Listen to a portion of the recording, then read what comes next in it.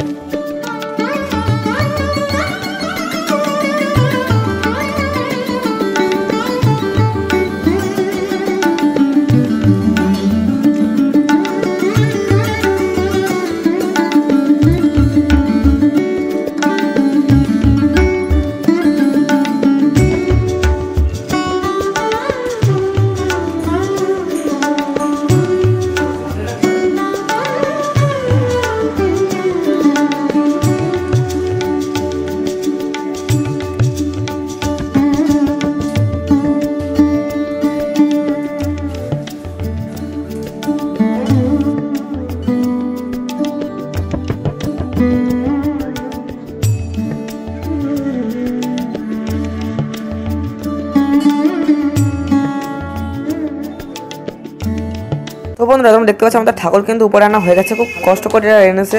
আর ঠাকুরটা বন্ধুরা আগের তুলনায় কিন্তু বড় হয়েছে, যার জন্য বন্ধুরা দামটা পড়েছে মাত্র 1300 টাকা। তো বন্ধুরা আজকের ব্লগটা এতে থাকছে, তোমাদের কেমন লাগলো অবশ্যই কমেন্টে জানাবে। আর বন্ধুরা কালকে সরস্বতী পুজো, সেই ব্লগটা কিন্তু ইউটিউবে খুব তাড়াতাড়ি আসবে। তো তোমরা সবাই সেটাকে সাপোর্ট করবে, লাইক করবে, কমেন্ট করবে।